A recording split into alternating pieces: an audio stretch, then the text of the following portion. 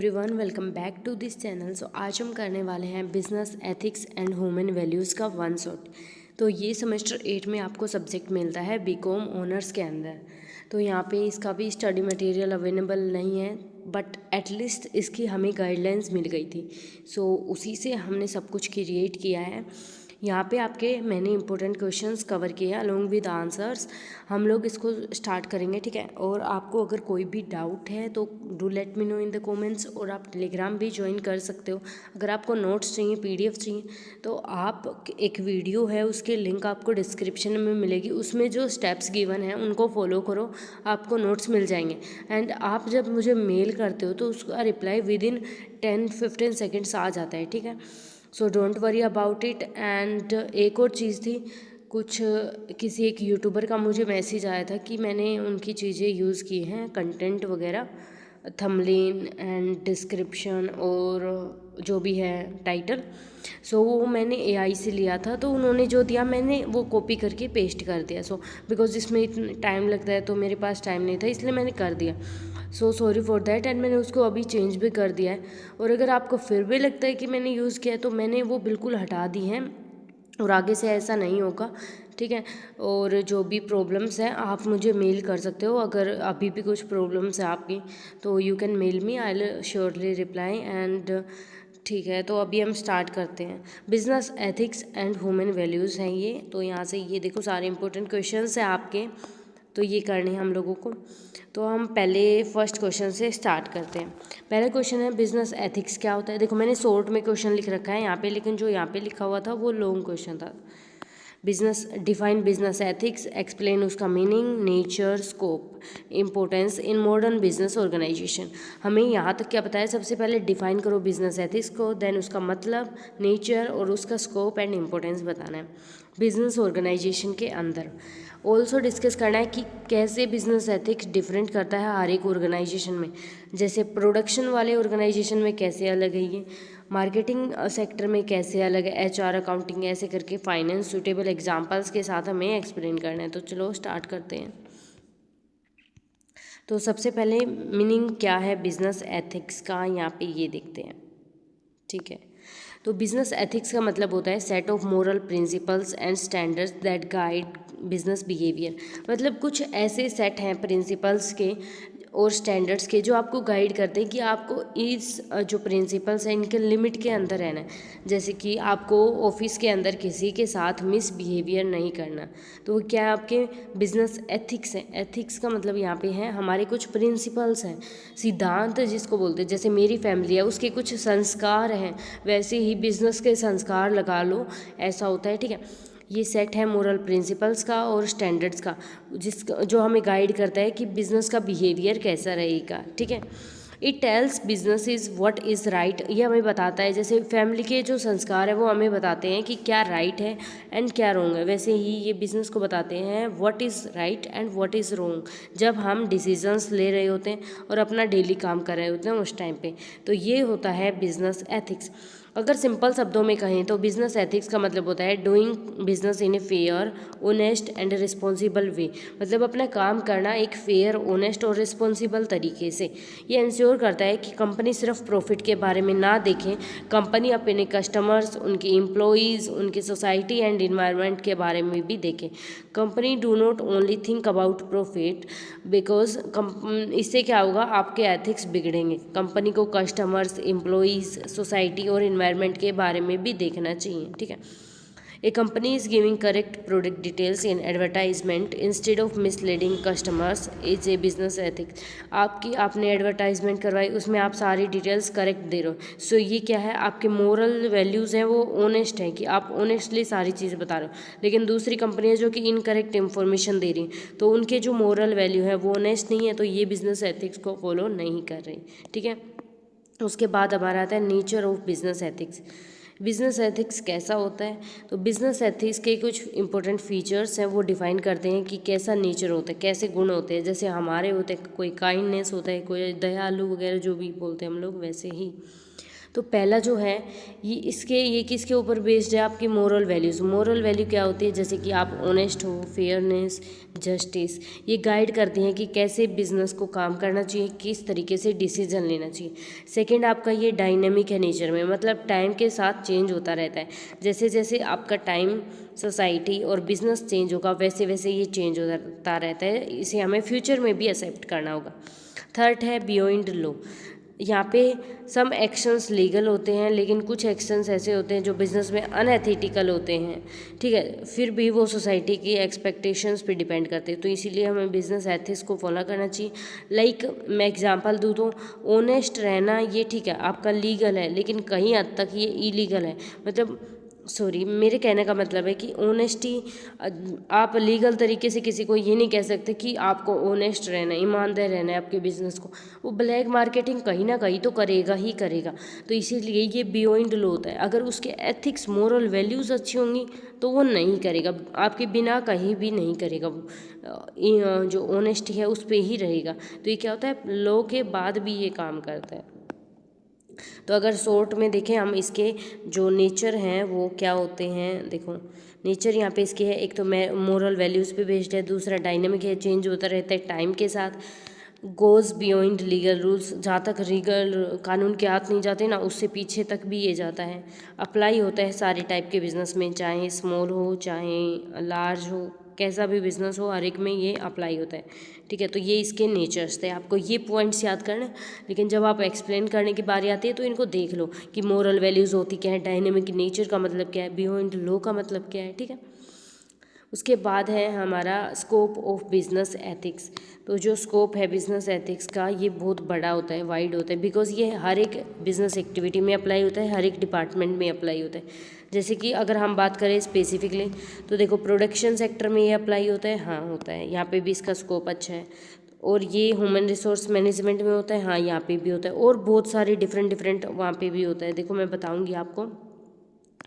तो प्रोडक्शन में कैसे होता है, ये इंश्योर करता है कि प्रोडक्शन सेफ हो, हाइजीनिक हो और गुड क्वालिटी का हो। मार्केटिंग सेक्टर में क्यों होता है, ये मार्केटिंग में भी होता है। प्रोडक्शन में तो आपका जो प्रोडक्ट बना रहे हो, प्रोडक्शन कर रहे हो, तो वो अच्छा होना चाहिए, सेफ होना चाहिए, हाइजीनिक होना चाहिए और उसकी जो क्वालिटी है वो गुड होनी चाहिए।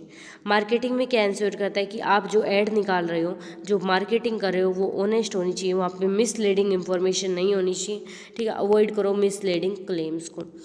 उसके बाद आता है ह्यूमन रिसोर्स मैनेजमेंट में, तो ये फोकस करता है आप सभी को साथ फेयर ट्रीटमेंट करो, सबको इक्वल अपॉर्चुनिटी दो और किसी के साथ डिस्क्रिमिनेशन नहीं करो, चाहे किसी भी बेसिस पे। फिर किसके अंदर आता है, ये फाइनेंस और अकाउंटिंग में भी आता है। इसके अंदर ये बोलता है कि आप ट्रांसपेरेंसी हो और करेक्ट रिपोर्ट करो हर एक इन्फॉर्मेशन के, जो कंपनी के अंदर एक्चुअली में हो रहा है वहीं बाहर आप शो करो, ठीक है, ट्रांसपेरेंट रहो, ठीक है, आर पार दिखे सब कुछ, करेक्ट इन्फॉर्मेशन होनी चाहिए, करेक्ट रिपोर्ट दो अपनी फाइनेंशियल इन्फॉर्मेशन की, हमें इतना लॉस है, हमें इतना प्रॉफिट है, ये हमारा P&L है, ये हमारी बैलेंस शीट है, सब कुछ करेक्ट वे से बताओ, ठीक है। तो अब अगर हम स्कोप का शॉर्ट में बात करें तो देखो सारी की शॉर्ट में बात करने के लिए मैं यहाँ पे लग के आई हूँ, बिकॉज अब कल एग्ज़ाम है तो सारी चीज़ें याद नहीं होंगी, तो ये चीज़ें याद कर लेना जो मैं बता रही हूँ। ओके, सो यहाँ पे स्कोप की बात करें तो प्रोडक्शन में देखते हैं कि प्रोडक्ट क्वालिटी अच्छी होनी चाहिए और सेफ होना चाहिए। मार्केटिंग में देखता है जो भी आप ऐड निकाले वो ट्रूथफुल होनी चाहिए, ऑनेस्ट होनी चाहिए। ह्यूमन रिसोर्स में क्या देखता है, फेयर ट्रीटमेंट करो सभी एम्प्लॉयज़ का, कोई भी डिस्क्रिमिनेशन नहीं करो। फाइनेंस और अकाउंटिंग में ट्रांसपेरेंसी होनी चाहिए। इन्वायरमेंट में देखता है सस्टेनेबिलिटी और पोल्यूशन पे कंट्रोल करो, जो भी आपका वेस्ट आ रहा है वहाँ से आपके इंडस्ट्रीज से उनका यूटिलाइज़ करो, ठीक है, ये सब करो। तो जैसे कंपनी यूज़ करी इको फ्रेंडली पैकेजिंग ताकि इन्वायरमेंटल डैमेज ना हो, और एथिटिकली, ये क्या हो गए, बिजनेस एथिक्स होते हैं, ठीक है। उसके बाद हमारी इम्पोर्टेंस क्या है, हमने मीनिंग, नेचर और स्कोप देख लिया। अब now let's come to importance. Importance में है कि बिजनेस एथिक्स इम्पोर्टेंट क्यों है। ये इसलिए है क्योंकि ये हमारे बिज़नेस को हेल्प करता है रिस्पॉन्सिबल और लॉन्ग टर्म में काम करने में, मतलब ग्रोथ करने में। तो सबसे पहले एक तो ये बिल्ड करता है आपका ट्रस्ट, किसके बीच में, कंपनी और उसके स्टेक होल्डर्स कौन होते हैं, देखो ये स्टेक होल्डर वर्ड बार बार आएगा तो इसको एक बार समझो, आराम से समझो। स्टेक होल्डर का मतलब क्या होता है, यहाँ पे कंपनी तो आपको पता है, ऑर्गेनाइजेशन। स्टेक होल्डर का मतलब होता है जो कस्टमर्स हैं, एम्प्लॉयज़ हैं, सोसाइटी है, या फिर जो प्रोड्यूसर्स हैं, ये सब स्टेक होल्डर में आते हैं। Ethical companies are also like good reputation market के अंदर आपकी बनेगी। सबसे पहले तो आपका बिल्ड करता है ये ट्रस्ट, बिजनेस एथिक्स। आप ऑनेस्ट रहोगे तो ट्रस्ट ऑटोमेटिकली बिल्ड होगा। दूसरा, आपको हेल्प करता है reducing legal risk and conflict.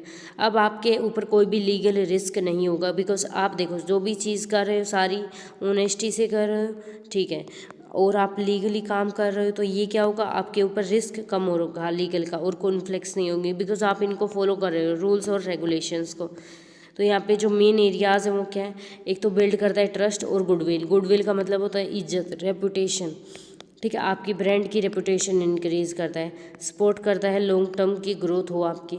Legal जो प्रॉब्लम्स है उनको सोल्व करता है, एंड आपके जो एम्प्लॉयज़ हैं उनका सेटिस्फेक्शन भी इम्प्रूव करते हैं। तो ये पॉइंट्स आप लिख सकते हो कहाँ पे, इम्पोर्टेंस ऑफ बिजनेस एथिक्स के अंदर। Companies like Tata are trusted because उनकी जो स्ट्रॉन्ग एथिकल वैल्यूज़ हैं, ठीक है।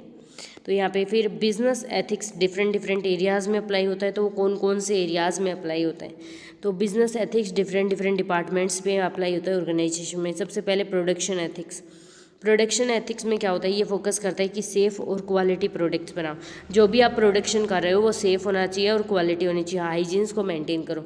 इसके अंदर क्या इंश्योर होता है कि प्रोडक्शन प्रोसेस के अंदर डज नॉट हार्म, जो आप प्रोडक्शन प्रोसेस में जो भी चीज़ बना रहे हो वो कंज्यूमर को हार्म ना करें और इन्वायरमेंट को भी। यहाँ पे ना तो कंज्यूमर को ना इन्वायरमेंट को, दोनों के लिए वो चीज़ें सेफ़ होनी चाहिए, ठीक है।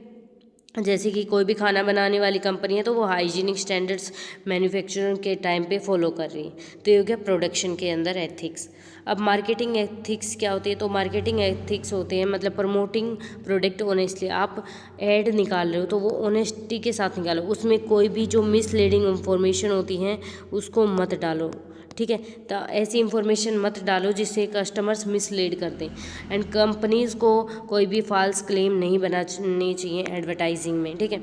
जैसे आप एक शैम्पू की एडवर्टाइजमेंट करते हो तो वो फॉल्सली क्लेम नहीं करना चाहिए, जैसे गारंटीड हेयर रीग्रोथ बिना किसी प्रूफ के, अगर क्या पता ना होते हो उससे हेयर रीग्रोथ, ठीक है। तो आपको ये ध्यान में रखना चाहिए मार्केटिंग के अंदर। उसके बाद आता है HR एथिक्स।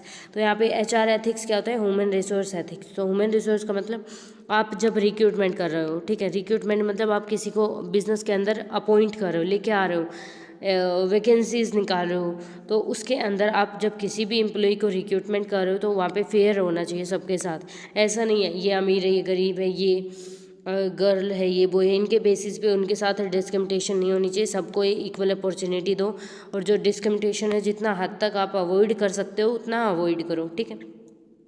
जैसे हायरिंग है, आप एम्प्लॉयज़ को हायर करते हो तो वो स्किल्स और क्वालिफिकेशन के बेसिस पे करो, ना कि जेंडर और कास्ट के बेसिस पे। सो ये हमारे हो गए ह्यूमन रिसोर्स के ethics. Now we have next accounting ethics. Accounting ethics में आता है इंश्योर करो कि जो फाइनेंशियल रिकॉर्ड्स हैं वो आपके करेक्ट होनी चाहिए और ट्रांसपेरेंट होनी चाहिए। कंपनी को जो अपना प्रॉफिट हो रहा है वो हाइड नहीं करना चाहिए, और जो लॉसेस हो रहे हैं वो भी हाइड नहीं करनी चाहिए। ये अकाउंटिंग एथिक्स होनी चाहिए। अपनी जो भी फाइनेंशियल स्टेटमेंट है वो ऑडिट के दौरान ट्रूस होनी चाहिए। फिर है फाइनेंस एथिक्स। इसके अंदर होता है यहाँ पे जो फेयर फाइनेंशियल डिसीजन आप ले रहे हो उनके लिए आप ही रिस्पॉन्सिबल हो। किसी भी जो फंड है, किसी भी इंफॉर्मेशन है उसका मिसयूज़ मत करो, जैसे कि इनसाइडर कंपनी की information personal stock market gain के लिए यूज़ मत करो। जैसे क्या होता है, दो कंपनी आपकी कंपनी है, ठीक है, आप क्या काम करते हो, स्टॉक मार्केट का काम करते हो, और दो कंपनीज़ हैं वो मर्ज होने वाली, तो आपको पता चल गया इनसाइड से, आप कंपनी के CEO तो आपको दूसरी कंपनी से पता चला कि ये दोनों मर्ज करने वाले, तो स्टॉक मार्केट बढ़ेगा। तो आपने क्या किया, स्टॉक मार्केट में पैसा लगा दिया, इन्वेस्ट कर दिया। अब स्टॉक मार्केट बढ़ा और आपने जो वो पैसा था, एक सेकेंड, जो आपने वो पैसा लगाया था वो आपने निकाल लिया, वो पैसा आपने क्या करा, निकाल लिया। जब स्टॉक मार्केट नहीं बढ़ा ना, फिर आपने निकाल लिया पैसा। तो ये क्या होती है, इनसाइडर ट्रेडिंग की, मतलब आपने गलत तरीके से, आपने लीगल जो इन्फॉर्मेशन थी वो अंदर से ली है इलीगल तरीके से। अब जब आप फंस सकते हो उस चीज़ में सेबी की गाइडलाइंस के अकॉर्डिंग, तो ये आपको कोई भी इनसाइडर इन्फॉर्मेशन से काम नहीं करना चाहिए स्टॉक मार्केट में गेन वगैरह, ठीक है। तो ये होते हैं फाइनेंस एथिक्स। तो हमारी ये एथिक्स थे, तो ये आप तब तक कंक्लूजन को पढ़ो।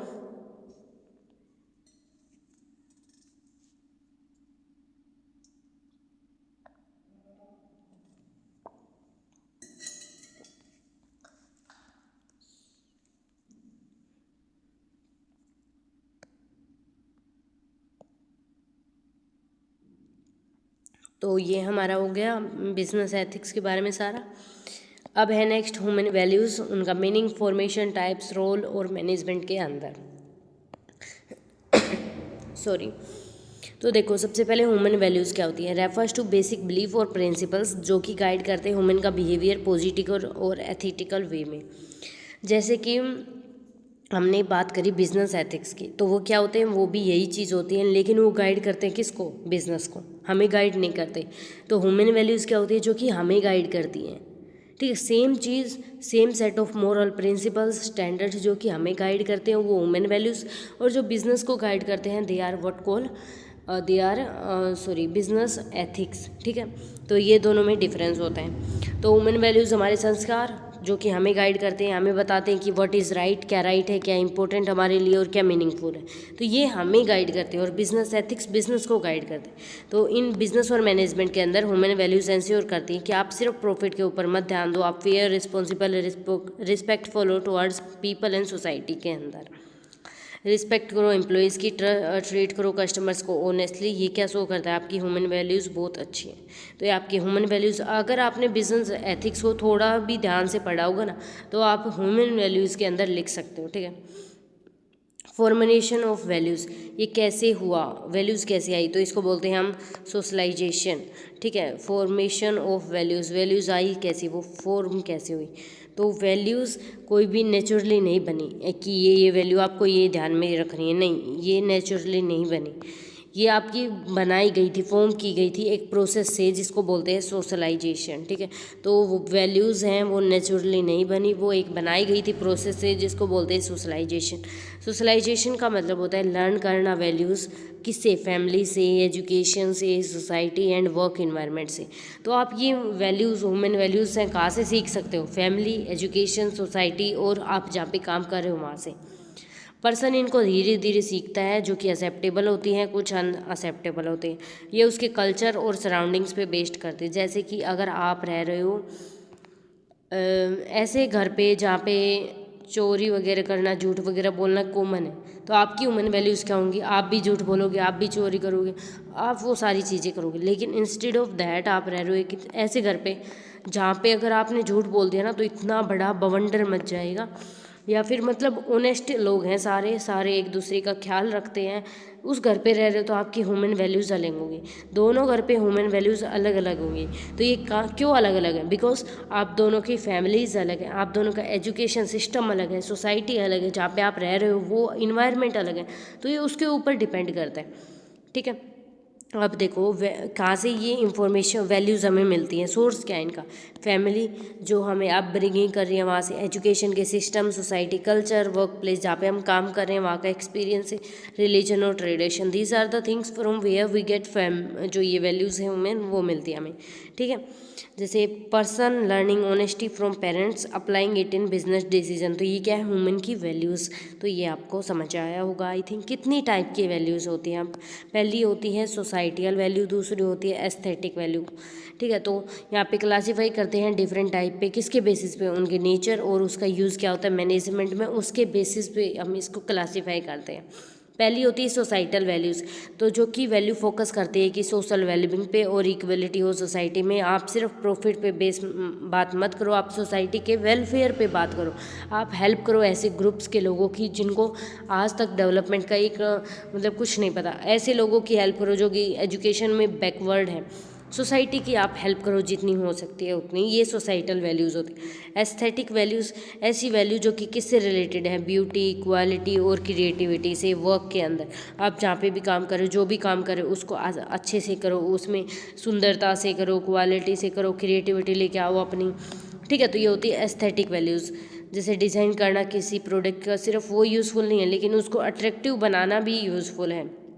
उसके बाद आता है हमारा organization values. Next spiritual values. Organization values मतलब कुछ कोर वैल्यूज़ होती हैं जो कि इनसाइड द कंपनी फॉलो की जाती है। जैसे आपको डिसिप्लिन होना चाहिए, टीम वर्क, ट्रांसपेरेंसी, ऑनेस्टी होनी चाहिए। ठीक है, तो ये होती है organization values. Now spiritual, inner peace के लिए, ट्रूथ के लिए, सेल्फ कंट्रोल करो, जैसे आप मेडिटेशन करो वगैरह जो भी हैं ये सब करो, सेल्फ बिलीफ रखो अपने ऊपर, सेल्फ डिसिप्लिन, ये होती है स्पिरिचुअल वैल्यूज़ जो कि भगवान को मानते हैं ना, वो लोग इनको फॉलो करते हैं। उसके बाद हमारी ये टाइप ऑफ वैल्यू हो गई 4। उसके बाद आता है वैल्यू क्राइसिस इन मैनेजमेंट। तो वैल्यू क्राइसिस का क्या मतलब होता है? एक ऐसी सिचुएशन जहाँ पे एथिकल वैल्यूज़ को इग्नोर कर दिया जाए मैनेजमेंट के अंदर, बिकॉज आपको प्रॉफिट बनाना है और कंपटीशन में आगे जाना है। जैसे 2 कंपनीज हैं, उनका कंपटीशन होना है और आपकी ये वाली कंपनी है ए और ये दूसरी बी कंपनी है, तो आपको इस कंपटीशन में आगे जाना है। इसके लिए आपने एथिकल वैल्यूज़ हैं उनको इग्नोर कर दिया। बिकॉज क्यों? क्योंकि आप प्रेशर में हो, एक तो आपको प्रॉफिट बनाना है, दूसरा आपको कंपटीशन में भी आगे जाना है, इसलिए आपने उनको इग्नोर कर दिया। जैसे कि आपने ब्लैक मार्केटिंग स्टार्ट कर दी या फिर इनसाइडर की हेल्प से आपने प्रॉफिट कमा लिया, और जो भी वैल्यूज़ होती है, ऑनेस्ट नहीं हो आप लोग, आप अपनी फाइनेंशियल स्टेटमेंट्स को गलत दिखा रहे हो, तो ये क्या होती है? वैल्यू क्राइसिस, वैल्यू को इग्नोर कर देना। ठीक है, बहुत बार किया जाता है ये, जैसे कि आप ऑनेस्टी को इग्नोर कर दो, फेयरनेस और रिस्पॉन्सिबिलिटी को इग्नोर कर दो। जैसे कंपनी हाइड कर रही है उसके प्रोडक्ट के defects to avoid loss is a value crisis situation. ठीक है, उसके बाद आता है नॉलेज मैनेजमेंट क्या होता है और नॉलेज विजडम मैनेजमेंट क्या होता है। तो नॉलेज मैनेजमेंट का मतलब होता है collect, storing, using information effectively in organization. Knowledge management, जो भी आपके पास नॉलेज है उसको अच्छे से मैनेज करो, उसको कलेक्ट करो, स्टोर करो, यूज़ करो इंफॉर्मेशन को इफेक्टिवली, जो भी आपके ऑर्गेनाइजेशन के अंदर है।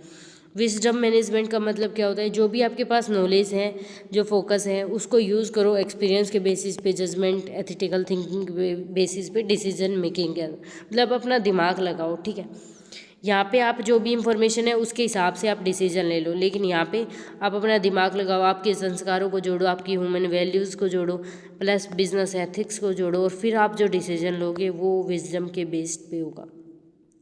जैसे मैनेजर सिर्फ ये नहीं एनालाइज करता कि डेटा क्या है, लेकिन वो इसलिए ये भी कंसीडर करता है कि एम्प्लॉयज़ का वेलफेयर होगा या नहीं अगर हम ये डिसीजन लेंगे तो।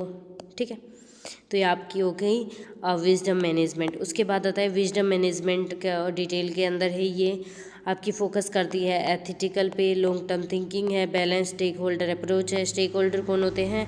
जो कि आपके एम्प्लॉयज़ होते हैं, कस्टमर्स होते हैं, इन्वेस्टर्स होते हैं, ये सब रिस्पॉन्सिबल लीडरशिप में हेल्प करती है आपको। उसके बाद इसका कंक्लूजन ये आप पढ़ सकते हैं। मैं इसलिए बोलती हूँ कंक्लूजन पढ़ने को ज़्यादा टाइम, बिकॉज आप एक बार पढ़ोगे तो आपको खुद समझ आएगा कि इस चैप्टर में हमने क्या क्या किया, इस क्वेश्चन में हमने क्या क्या किया। सो ये ज़रूरी है कंक्लूजन पढ़ने को। ठीक है, तो अभी स्टार्ट करते हैं नेक्स्ट क्वेश्चन। सो यहाँ पे एक्सप्लेन करना है एथिकल थ्योरीज़ क्या होती हैं, उसमें कंपेयर करना है नॉर्मेटिव और डिस्क्रिप्टिव थ्योरीज़। एथिकल थ्योरीज़ क्या होती है, फिर 2 होती है नॉर्मेटिव, डिस्क्रिप्टिव, उन दोनों को कंपेयर करना है और डिस्कस करना है यूटिलिटरिज्म और कांतियन एथिक्स क्या होता है एग्जाम्पल के साथ। तो एथिकल थ्योरीज़ का मतलब होता है ऐसे फ्रेमवर्क जो कि हेल्प करते हैं समझने में कि क्या राइट है क्या रॉन्ग है डिफरेंट सिचुएशन में। देखो, ये ऐसी फ्रेमवर्क होते हैं, ऐसे रूल्स और रेगुलेशंस होते हैं जो कि हमें हेल्प करते हैं समझने में कि व्हाट इज़ राइट, क्या राइट है एंड क्या रॉन्ग है डिफरेंट सिचुएशंस में। ये थ्योरी हमें गाइड करते हैं कि इंडिविजुअल और मैनेजर के मोरल डिसीजंस क्या होने चाहिए बिजनेस के अंदर। सिंपल टर्म्स में बात करें तो ये हमें प्रोवाइड करते हैं सिस्टमेटिक वे, जिससे हम डिसाइड कर सकते हैं कि क्या एथिकल बिहेवियर होना चाहिए बिजनेस लाइफ के अंदर। नॉर्मेटिव का यहाँ पे क्या है, तो नॉर्मेटिव जो एथिकल थ्योरीज़ हैं वो एक्सप्लेन करती हैं हाउ पीपल शुड बिहेव, कि लोगों को कैसे बिहेव करना चाहिए, क्या रूल्स है, क्या रेगुलेशंस है, गाइडलाइंस हैं जिनके हिसाब से उनको बिहेव करना चाहिए, जिससे हम पता लगा सकते हैं कि ये मोरली करेक्ट है, ये रॉन्ग है, इस तरीके से आपको बिहेव नहीं करना चाहिए, इस तरीके से करना चाहिए। तो ये नेचर इसका क्या होता है, प्रिस्क्रिप्टिव, क्योंकि यहाँ पे रूल्स आपको मिलेंगे, गाइडलाइंस मिलेंगी, तो उसके हिसाब से आपको चलना होगा। ये सजेस्ट करती हैं कि आपका आइडियल बिहेवियर कैसा होना चाहिए ऑर्गेनाइजेशन के अंदर, व्हाट शुड बी डन, आप क्या कर सकते हो क्या नहीं कर सकते। ठीक है, उसके बाद आता है डिस्क्रिप्टिव। तो डिस्क्रिप्टिव का यहाँ पे क्या मतलब, ये एक्सप्लेन करती है कि लोगों को कैसे बिहेव करना चाहिए रियल सिचुएशंस में। वहाँ पे तो थोड़ी बात कर रही थी, लेकिन यहाँ पे रियल सिचुएशंस में। ठीक है, यहाँ पे कोई रूल्स नहीं मिलते, लेकिन ये आपके डिस्क्राइब करती है बिहेवियर पैटर्न को। ठीक है, तो focus on what is actually done, वहाँ पे था कि क्या कर सकते हैं प्रिस्क्रिप्टिव में, और डिस्क्रिप्टिव में व्हाट इज़ एक्चुअली, जो एक्चुअली हम करते हैं वो। ठीक है, अब दोनों में डिफरेंस क्या है, तो डिफरेंस की बात करें तो देखो नॉर्मेटिव में क्या था, आइडियल बिहेवियर, आपका आइडिया लगा के चलते हैं ऐसा होना चाहिए। देखो मैं आइडिया लगा दूँगी, आप लोग पीडीएफ को पढ़ोगे और पहले वीडियो देखोगे 2 टाइम्स, एक बार 2x पे, एक बार सिंपल स्पीड पे एंड देन 2x पे, बिकॉज तभी आपको ये समझ आएगा। पहले तो समझ ही आएगा 1x पे या फिर 1.5 पे देखोगे, फिर उसके बाद 2x पे जल्दी जल्दी से देख के एक बार इसको रिवाइज कर लेना, देन आप पीडीएफ लेना और पीडीएफ को पढ़ना। इस तरीके से आपको ये समझ आएगा। तो ये क्या है, आइडिया, मैं आपको आइडिया दे रही हूँ कि ऐसे आपका बिहेवियर होना चाहिए इस वीडियो को देखते टाइम पे। लेकिन जब आप डिस्क्रिप्टिव की बात करो तो आपका रियल बिहेवियर, अब आप कैसे देख रहे हो, आप देख रहे हो पहले ही 2x पे, तो ये अच्छी बात नहीं है ना, बिकॉज आपको समझ नहीं आएगा। फिर आपको वो ये जो 1 घंटे की 2 घंटे की वीडियो है ना, इसको आप 5 घंटे तक देखते रहोगे, ये कंप्लीट ही नहीं होगी। और ये एक्चुअली में बहुत सारे बच्चों के साथ होता है, वीडियो कंप्लीट नहीं हो रही, वो देख रहे हैं सुबह से लेकर शाम तक, वीडियो ही नहीं ख़त्म हो रही, बिकॉज उनको याद नहीं हो रहा, बिकॉज उनको रियल जो चीज़ है वो नहीं पता कि कैसे क्या करना है। तो ये होता है आपका डिस्क्रिप्टिव कि आप रियल क्या करते हो, लेकिन नॉर्मेटिव में जो मैंने बताया कि मैं आपको आइडिया दे रही हूँ ऐसे ऐसे करना चाहिए, ठीक है। नॉर्मेटिव एथिक्स बताता है कि क्या राइट है, डिस्क्रिप्टिव बताता है कि आपने क्या किया रियलिटी में, ठीक है। यहाँ आइडिया देते हैं आपको और क्या करना चाहिए वो बताते हैं। यहाँ पे डिस्क्रिप्टिव में बताते हैं कि क्या आपने किया और क्या आपका बिहेवियर था। उसके बाद है यूटिलरिज्म क्या होता है, तो इसका मतलब है एक एथिकल थ्योरीज है जो कि से करती है an action is right if produce greatest good for greatest number of people. जितने ज़्यादा लोगों का आप भला कर सकते हो, अगर आपने ज़्यादा से ज़्यादा लोगों का भला करिया ना, तो वो होती है कि ये एक्शन आपने सही है। लेकिन जैसे कि आपने एक झूठ बोल दिया जिससे बहुत सारे लोगों को हैप्पीनेस मिली और बहुत सारे लोग मतलब उनका भला हो गया, तो ये एक झूठ की वजह से, तो ये क्या है यूटिलरिज्म, कि यहाँ पे आपकी जो एथिक्स है वो बहुत अच्छी है। एक एक्शन से बहुत सारे लोगों को हैप्पीनेस मिल गई, मैक्सिमम जो लोगों को हैप्पीनेस मिल गई, ठीक है, सिर्फ एक एक्शन से, तो ये होता है। फिर उसके बाद आते हैं कांतियन एथिक्स डिंटोलॉजी, तो इसका यहाँ पे क्या मतलब है, यहाँ पे है फोकस करता है आपके ड्यूटी रूल्स मॉरल प्रिंसिपल्स पे रेदर देन आउटकम। ये फोकस नहीं करता कि आपका रिजल्ट क्या है, जैसे ये फोकस करता है ड्यूटीज़ क्या है आपकी, रूल्स क्या फॉलो किए, मॉरल प्रिंसिपल्स क्या है, रिजल्ट तो बाद में आएगा। जैसे कि अभी आप क्या कर रहे हो ये वो देखता है, आपका रिजल्ट सेमेस्टर के एंड में आएगा वो बाद की बात है। लेकिन कांतियन क्या देखता है कि अभी आप क्या करो, क्या आप रियलिटी में ये चीज़ें फॉलो कर रहे हो जो मैं बता रही हूँ, तो ये इस चीज़ पे फोकस करता है, ठीक है। आपकी मॉरल ड्यूटी क्या है कि आपको अपना काम करना, कर्म करना, उसके बाद आपको रिजल्ट तो अपने आप मिल जाएगा ना, तो वो अपना करते रहो, तो ये है कांतियन पे। उसके बाद इन दोनों में डिफरेंस क्या है, तो सबसे पहले एक तो यहाँ पे रिजल्ट देखते हैं कि लास्ट में अगर आपने एक झूठ बोल दिया तो इससे लास्ट में कितने लोगों को हैप्पीनेस मिलेगी, तो ये रिजल्ट हो गए। यहाँ पे ड्यूटी, आप अपना काम करते रहो, रिजल्ट क्या होगा नो मैटर व्हाट, इसको ध्यान में मत रखो। तो दोनों अपोजिट हैं एक दूसरे की, ये रिजल्ट पे फोकस करती है, ड्यूटी पे फोकस करती है, ठीक है। उसके बाद ये आपका कंक्लूजन आप पढ़ो एक बार।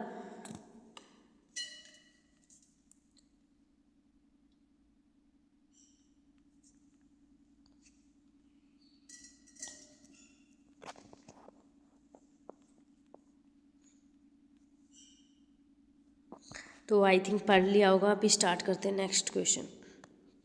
एक्सप्लेन करना है ethical behaviour of manager, manager का बिहेवियर कैसा होना चाहिए। डिफरेंस करना है कि एक तो मोरल मैनेजर का बिहेवियर, एक इमोरल, एक एमोरल, इन तीनों बिहेवियर के अंदर डिफ्रेंसिएशन करना है। तो देखो बिहेवियर कैसा होना चाहिए, सबसे पहले फेयर होना चाहिए मैनेजर, ऑनेस्ट एंड रिस्पॉन्सिबल होना चाहिए जब वो कोई भी डिसीजन ले रहा है ऑर्गेनाइजेशन के अंदर। मैनेजर्स रिस्पॉन्सिबल होते हैं गाइड करने के लिए एम्प्लॉयज़ को और सेटिंग बिहेवियर स्टैंडर्ड्स के लिए कि आप एम्प्लॉयज़ आपको ये चीज़ें नहीं करनी, ये आप कर सकते हो, ठीक है। एथिकल मैनेजर कंसिडर करते हैं प्रॉफिट को भी तो कंसिडर करते हैं, लेकिन वो देखते हैं आपके एम्प्लॉयज़ कैसे हैं, कस्टमर सोसाइटी और लीगल और जो रूल्स हैं वो फॉलो हो रही हैं या नहीं, जब भी आप कोई डिसीजन ले रहे हो तब, ठीक है। उसके बाद इम्पोर्टेंस क्या है एथिकल बिहेवियर के मैनेजमेंट के अंदर, देखो यहाँ पे बहुत ज़्यादा इंपॉर्टेंट है, बिकॉज यही तो आपके जो एम्प्लॉय की एक्शन है उसको इन्फ्लुएंस करता है और आपका वर्क प्लेस का कल्चर कैसा रहेगा उसको इन्फ्लुएंस करता है। सबसे पहले आपके एम्प्लॉय का एक्शन क्या है उसको इन्फ्लुएंस करता है, दूसरा आपका वर्क प्लेस का कल्चर कैसा है, ये आपके बीच में ट्रस्ट को बिल्ड करता है, आपकी रेपुटेशन इंक्रीज़ करता है और जो लीगल इश्यूज़ हैं उसको अवॉइड करता है। अगर आपसे इम्पोर्टेंस पूछे, चाहे वो एथिक्स की पूछे, एथिकल बिहेवियर, चाहे ह्यूमन वैल्यूज़ की पूछे या फिर बिजनेस एथिक्स की पूछे, इम्पोर्टेंस हमेशा सेम रहती है। तो एक बार याद कर लो, दोबारा दोबारा याद करने की कोई ज़रूरत नहीं है। यही हमने उसमें याद की थी कि आपके ट्रस्ट को इंक्रीज़ करता है, मोरल जो इम्प्रूव करता है आपके और आपकी कंपनी के रेपुटेशन को बढ़ाता है, लॉन्ग टर्म सक्सेस जो भी है उसमें हेल्प करता है। एकदम से वर्ड की प्रोनाउंसिएशन ही भूल गई। उसके बाद है मोरल मैनेजर। अब 3 टाइप के बिहेवियर थे, मोरल पहला है। तो उसमें देखते हैं, are those who always follow ethical principles in decision making. मतलब ऐसे मैनेजर जो हमेशा फॉलो करते हैं इन ह्यूमन वैल्यूज़ को, बिजनेस एथिक्स को, जब भी वो डिसीजन ले रहे हैं वो प्रमोट करते हैं इनको कि आपको ऐसे रहना चाहिए। मतलब जिन मैनेजर्स को आप मतलब जो बहुत अच्छे होते हैं ऑर्गेनाइजेशन के अंदर, आप कहते हो ना मेरा बॉस तो बहुत अच्छा है, जो कि कभी भी ऑनेस्टी को कॉम्प्रोमाइज़ नहीं करते, वो कभी गलत झूठ नहीं बोलते, वो हमेशा फेयरनेस और ट्रांसपेरेंसी पे बिलीव करते हैं। चाहे अंदर कितने भी प्रेशर हो, वो किसी की बात नहीं सुनेंगे, वो हमेशा मोरल बिहेवियर पर रहेंगे। ठीक है। उसके बाद है इमोरल मैनेजर। तो यहाँ पे क्या होता है, are those who intensely behave unethically for personal organizational gain. ये वो होते हैं जो कि आपका बिहेव नहीं करना चाहते कि जैसे कि ऑर्गेनाइजेशन में प्रॉफिट होना था, ठीक है, तो उसके लिए उनको ये बिहेव करना पड़ता है। वो ये काम करना नहीं चाहते, लेकिन उनको ये रूल्स, ये एथिकल वैल्यूज़ ब्रेक करनी पड़ती है, तोड़नी पड़ती, बिकॉज उनको वहाँ से निकाल दिया जाएगा। तो जिससे आप अंडर प्रेशर करवा के काम करवाते हो ना, तो वो ये होते हैं। ठीक है। उसके बाद है एम मोरल। तो इनको तो एथिक्स की कोई फ़र्क ही नहीं पड़ती, ये कभी भी एथिक्स के बारे में सोचते नहीं, चाहे वो कैसा भी डिसीजन हो। ये इंटेंशनली अनएथिकल नहीं होते, लेकिन ये कंसीडर ही नहीं करते कि क्या राइट है क्या रॉन्ग है। ये हमेशा ही अपने मन के ऊपर रहेंगे, जो आउटकम आएगा ये उस पर फोकस करते हैं कि आउटकम अच्छा आना चाहिए, आपको प्रॉफिट बढ़ना चाहिए, आपको लास्ट में बोनस मिलना चाहिए, बस ये इस पर फोकस करते हैं। उसके बाद है डिफरेंस क्या है तीनों के अंदर। तो हमने देख लिया कि मोरल मैनेजर फॉलो करता है इन प्रिंसिपल्स को, इमोरल फॉलो तो करता है लेकिन उनको वॉयलेट करना पड़ता है, बिकॉज उनको पता है कि ये नहीं करेंगे तो इनको यहाँ से निकाल दिया जाएगा और उनके पास दूसरा कोई चारा नहीं होता। एमोरल मैनेजर जो कि इनसे दूर रहता है एथिक्स के और कभी भी इनको छेड़ता ही नहीं। तो 3 टाइप के मैनेजर हो गए। ठीक है। तो यहाँ पे देखो, एक जो फॉलो करता है एथिक्स को, दूसरा फॉलो नहीं करता, इग्नोर करता है जानबूझ के, और तीसरा इनको कंसीडर ही नहीं करता, मानता ही नहीं, ये कुछ होता है नहीं। तो ये कंक्लूजन रहा आपका।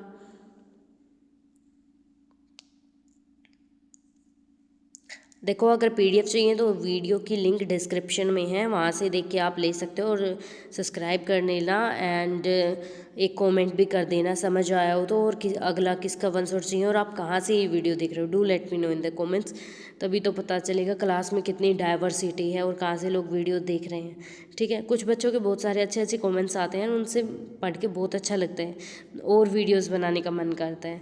सो आप भी अच्छे अच्छे कमेंट्स करो, और अगर आपको कोई प्रॉब्लम है तो उसको भी बताओ कि क्या प्रॉब्लम है इन वीडियोस में। ठीक है। तो अगर बैकग्राउंड वॉइस की है तो भाई उसका मैं अभी कुछ नहीं कर सकती, बिकॉज तब तक पैसा नहीं है मेरे पास, तब तक मैं इस बैकग्राउंड वॉइस का कुछ नहीं कर सकती। इसलिए तब जब तक नहीं आता कुछ, तब तक आपको इसको हैंडल करना होगा। वैसे आप वॉइस को थोड़ा हल्का सा कम रखो, जो फ़ोन की या टैब की जो भी वॉइस उसको कम रखो, फिर आपको अच्छा लगेगा दिखने में। ठीक है। और उसके बाद भाई मेरी वॉइस ऐसी है, मुझे नहीं पता कैसी है, मुझे बहुत ख़राब लगती है वैसे। एक्चुअली मुझे है ना बहुत ऐसी लगती है मेरी वॉइस जैसे कुछ, बट जो भी है अब आपको हैंडल तो करना ही है। उसके बाद है what is code of ethics. अब कोड क्या होता है, देखो हमने बात करी एथिक्स की, ठीक है, तो अब उसके कुछ प्रिंसिपल्स हम बात कर रहे थे कि ये प्रिंसिपल होने चाहिए, ये रूल्स होने चाहिए, और ये आपकी गाइडलाइंस होनी चाहिए। तो ये क्या होती है, इनको बोलते हैं कोड, कोड ऑफ एथिक्स। तो ये देखने वाले हैं आप, ये प्रिंसिपल्स और रूल्स और जो गाइडलाइंस है वो होमवर्क के हैं, ये दिखाऊंगा। ठीक है। एक्सप्लेन करना है कि ये कैसे बनती है। दूसरा, फिर उनको बनाने के बाद हम इम्प्लीमेंट कैसे करते हैं, और कैसे हम अपने जो लोग काम कर रहे हैं ऑर्गेनाइजेशन के अंदर उनको कैसे बताते हैं कि ये हमारे रूल्स रेगुलेशंस गाइडलाइंस हैं, ये आपको फॉलो करना होगा। देखो, कोड ऑफ कंडक्ट क्या है, कोड ऑफ एथिक्स क्या है? एक फॉर्मल डॉक्यूमेंट है जिसके अंदर रूल्स होते हैं, प्रिंसिपल्स होते हैं, गाइडलाइंस जो कि आपकी एथिकल बिहेवियर के लिए होती हैं। ये डिफाइन करती हैं कि ऑर्गेनाइजेशन के अंदर करना क्या सही है, क्या गलत है, एम्प्लॉयज़ के लिए भी और मैनेजर्स के लिए। ठीक है, जब वो अपनी ड्यूटी कर रहे हैं उस टाइम पे, जैसे कि स्मोकिंग वहाँ पे अलाउड नहीं है, तो वो क्या है, आपके कोड ऑफ एथिक्स है, वो आपको फॉलो करना पड़ेगा, वो रॉन्ग है वहाँ पे करना। ठीक है, तो उसके बाद आता है इम्पोर्टेंस क्या है, ये होनी क्यों ज़रूरी है। तो सबसे पहले अगर आप देखो यहाँ पे ये इंपॉर्टेंट है बिकॉज ये क्लैरिटी क्रिएट करते हैं कि क्या करना चाहिए क्या नहीं करना चाहिए, आपका एक्सपेक्टेड बिहेवियर क्या है, ताकि आपको बॉस की डांट ना खाने को मिले। ये आपकी कन्फ्यूजन है उसको रिड्यूस करती है डिसीजन मेकिंग में। इंश्योर करती है यूनिफॉर्म स्टैंडर्ड फॉर एवरीवन, कि सबके लिए बराबर स्टैंडर्ड हो। ठीक है, ये हेल्प करती है ट्रस्ट को बिल्ड करने में, किसके बीच में, एम्प्लॉई, कस्टमर और स्टेक होल्डर। यहाँ पे आप अगर ये याद नहीं करना चाहते, यू कैन लर्न दिस, और आप रफ नोटबुक में जब सेकंड टाइम पढ़ रहे हो इस वीडियो से, तो अब आप ये पॉइंट्स लिख के देखना, जो ये पॉइंट्स बताएंगे ये सिर्फ इनको आपको देखने की ज़रूरत नहीं है और मुझे सुनना। ठीक है, सेट करती है बिहेवियर स्टैंडर्ड कि ये राइट है, ये करना चाहिए, और ये this is wrong, this is right, ये आपका सेट करते हैं। रिड्यूस करती है कन्फ्यूजन कि क्या सही है क्या गलत, क्योंकि वहाँ पे पहले से लिखा हुआ है ये चीज़ें सही हैं। आपका ट्रस्ट इंक्रीज करती है और डिसिप्लिन बनाती है, आपकी जो इमेज है ऑर्गेनाइजेशन की वो भी इम्प्रूव करती है। फॉर्मुलेशन, अब बनाते कैसे हैं इनको, तो ये एक अच्छे सिस्टमेटिक वे से बनाई जाती हैं जो कि ऑर्गेनाइजेशन बनाता है। यूजुअली टॉप मैनेजमेंट के लोग बनाते हैं, एक्सपर्ट्स वगैरह जो कि सीईओ होते हैं या फिर डायरेक्टर होते हैं, ये लोग बनाते हैं। इसमें क्या स्टेप्स इन्वॉल्व है, स्टेप्स आप वन बाय वन एक्सप्लेन करोगे। जैसे पहला ये आइडेंटिफाई, दूसरा कंज्यूमर, देन कंसल्टिंग के बाद स्टार्टिंग, देन ड्राफ्टिंग। इनको ऐसे ही लिखना है आपको, सीक्वेंस यहाँ की चेंज नहीं करनी। ठीक है, तो सबसे पहले होता है आइडेंटिफाई करो ऑर्गेनाइजेशन की वैल्यूज़ और प्रिंसिपल्स क्या हैं, कि ऑर्गेनाइजेशन ऑनेस्ट रहना चाहता है या डिसऑनेस्ट। कंसल्ट करो अपने स्टेक होल्डर्स के साथ, एम्प्लॉयज़ और मैनेजमेंट के साथ मीटिंग में बात करो कि ये करना अच्छा रहेगा या बुरा रहेगा। स्टडी करो लीगली ये काम सही है या नहीं। ड्राफ्ट करो क्लियर रूल्स कि ये होने चाहिए ये नहीं होना चाहिए। फिर उसके बाद रिव्यू करो और फाइनल अप्रूवल ले लो टॉप मैनेजमेंट से, और देन उसको पब्लिश कर दो। फिर अब इम्प्लीमेंट कैसे करते हैं, बना तो ली हमने, अब उसको इम्प्लीमेंट कैसे करें। तो सबसे पहले इम्प्लीमेंट करने के लिए आपको क्या करना होगा, इम्प्लीमेंट का मतलब होता है उस कोड को, कोड ऑफ एथिक्स जो हमने अभी अभी बनाया है उसको कैसे लागू करें। ठीक है, लागू करना हम बोलते हैं इम्प्लीमेंटेशन को, अप्लाई करना जो हमारा डेली बिजनेस ऑपरेशन है उसके अंदर। सिर्फ बनाना ज़रूरी नहीं होता, जैसे कि मैंने वीडियो बना दी, सिर्फ ये इम्पोर्टेंट नहीं। अब आप इसको देखो पढ़ो तो ये भी तो इम्पोर्टेंट है, आपको फॉलो करनी होगी ये वीडियो। तो यहाँ पे सबसे पहले आप ट्रेनिंग प्रोग्राम्स निकालो एम्प्लॉयज़ के लिए, ताकि वो समझ सके कि ये क्यों ज़रूरी है। फिर उनको मॉनिटर करो और ऑडिट करो, देन इंटरनली। देन आप डिसिप्लिन एक्शन लो, अगर कोई भी वॉयलेट कर रहा है इन वैल्यूज़ को तो आप उनके अगेंस्ट जो पनिशमेंट्स है वो दोगे, पेनल्टीज़ लगेंगी। अब एथिक्स कमिटीज़ बना सकते हो इन इश्यूज़ को हैंडल करने के लिए। ठीक है, फिर उसके बाद आता है कम्युनिकेशन। अब हमने बना ली, इम्प्लीमेंट कर दिया, अब लोगों को कैसे बताएं, जो हमारे काम कर रहे हैं ऑर्गेनाइजेशन के अंदर उनको कैसे बताएं कि हमने ये रूल्स रेगुलेशंस अलाउ करती है। कम्युनिकेशंस का मतलब होता है एम्प्लॉयज़ को अवेयर करना कि ये कोड और कंडक्ट हमने बना दिया और आप समझो इनको आसान तरीके से। तो इसके अंदर आता है हमारा कि आप एक तो प्रोग्राम लेके आओ इंडक्शन का, कि आप सभी एम्प्लॉयज़ को समझाओ, वहाँ पे ट्रेनिंग सेशंस और वर्कशॉप निकालो। कंपनी की हैंडबुक होती है और मैनुअल्स होते हैं, वहाँ पे आप प्रिंट करवा दो उसको एंड डिस्प्ले कर दो कंपनी की जो वेबसाइट है, या फिर नोटिस बोर्ड पे लगा दो। रिमाइंडर करते रहो, अपडेट लगाते रहो। तो ये मेथड्स हैं जिसके थ्रू आप एम्प्लॉयज़ को बता सकते हो कि ये कोड ऑफ एथिक्स है आप अपने बिजनेस के। ठीक है, उसके बाद है ये कंक्लूजन आप पढ़ो।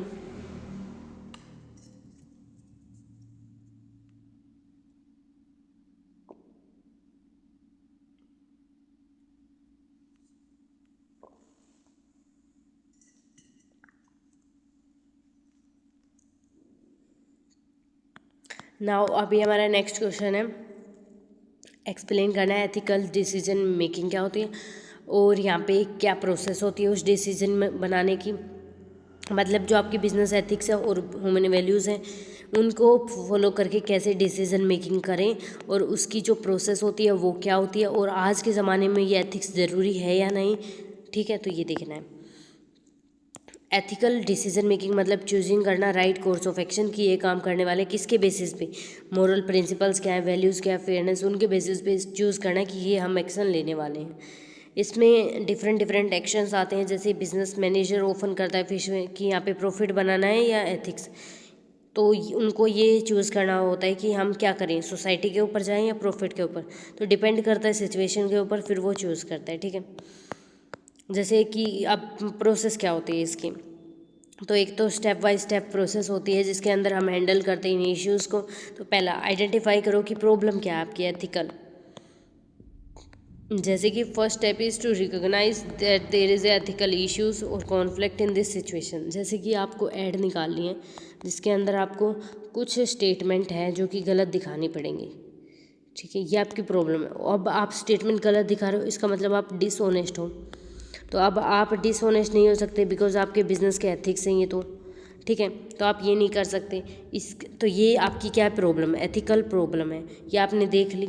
ठीक है, जैसे कि discovering that A supplier is using, जैसे कि कोई भी सप्लायर है वो चाइल्ड लेबर का यूज़ कर रहा है, जो कि 14 से नीचे ना उनका यूज़ कर रहा है, वो वहाँ पे हेल्प कर रहे हैं उसको, जो 14 से नीचे बच्चे हैं वो। तो ये क्या है, ये प्रॉब्लम है, एथिकली ऐसा नहीं होना चाहिए और लीगली भी ऐसा नहीं होना चाहिए। अब है गैदर रिलेवेंट इन्फॉर्मेशन, उस चीज़ के बारे में सारी जो भी ज़रूरी इन्फॉर्मेशन है वो निकालो, सारे फैक्ट्स उस सिचुएशन से रिलेटेड हैं उसको बनाओ। किसी भी डिसीजन लेने से पहले पहले उस सप्लायर का रिकॉर्ड निकालो, फिर वर्किंग कंडीशंस क्या हैं उन 14 साल के बच्चों के लिए, और क्या कॉन्ट्रैक्ट है कोई, तो उन सब चीज़ों को देखो, सारी इन्फॉर्मेशन निकालो। दूसरा, फिर उसके बाद होता है अल्टरनेटिव आइडेंटिफाई करो कि क्या कोई ऐसा एक्शन है जो लिया जा सकता है। जैसे कंटिन्यू करो सप्लायर के साथ, एक तो ये एक्शन है। दूसरा, आप जो कॉन्ट्रैक्ट है उसको स्टॉप कर सकते हो। तीसरा, आप उसको चेतावनी दे सकते हो सप्लायर को कि आप टाइमर इम्प्रूव करो। तो 3 अल्टरनेटिव हैं, आप option A, option B, option C किसी को भी फॉलो कर सकते हो। आइडेंटिफाई कर लिया आपने अल्टरनेटिव। अब इन अल्टरनेटिव्स को, ऑप्शन है ए बी सी, उनको इवेलुएट करो कि एथिक्स के हिसाब से, लॉ के हिसाब से, और जो आपकी प्रॉब्लम है उसमें जो सिचुएशन है उसके हिसाब से आपके लिए कौन सा सूटेबल ऑप्शन है। इन 3 चीज़ों के हिसाब से देखो कि कौन सा सूटेबल ऑप्शन है।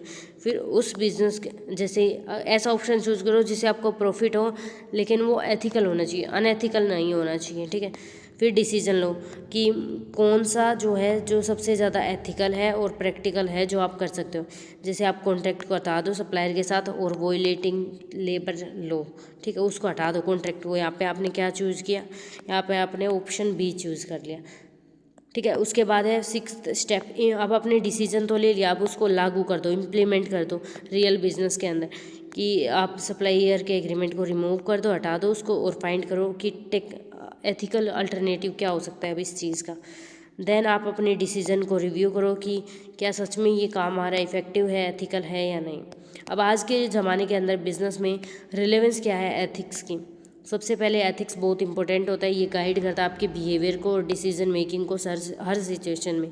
ये मेंटेन करता है ऑनेस्टी, फेयरनेस एंड रिस्पॉन्सिबिलिटी। कुछ पॉइंट है जो हमें याद करनी है। सबसे पहला देखो, इम्पोर्टेंस मैंने बताया हर जगह सेम होगी। ये आपका ट्रस्ट बिल्ड करता है, स्टेक होल्डर्स के बीच में रेपुटेशन इंक्रीज करता है, लीगल और जो कॉम्प्लाइंस रिस्क है वो कम करता है, आपकी लॉन्ग टर्म ग्रोथ को सक्सेस में बदलता है, एंड इम्प्रूव करता है आपके मोरल और डिसिप्लिन। तो ये जो इंपॉर्टेंस हमने बताई ये हर जगह सेम रहेंगी, चाहे कहीं पे भी हो। तो ये आपको बस एक बार याद करनी है, 6-7 बार आ ली है तो सब सेम रहेगा, आपको एक बार याद करनी है। इसीलिए बोल रही हूँ कि रफ नोटबुक लेके बैठो। ठीक है, उसके बाद है इंपॉर्टेंस क्या है इन वैल्यूज़ की बिजनेस के अंदर। अगर मेट्रो में देख रहे हो तो भाई ऐसे ही देखना है। ठीक है, वैल्यूज़ एक्ट करते गाइडिंग प्रिंसिपल्स जो कि इन्फ्लुएंस करते हैं आपके डिसीजन को और बिहेवियर को ऑर्गेनाइजेशन के अंदर। ये शेप करते हैं कि आपके कंपनी का कल्चर कैसा रहेगा और कंसिस्टेंसी कैसी रहेगी एक्शंस के अंदर।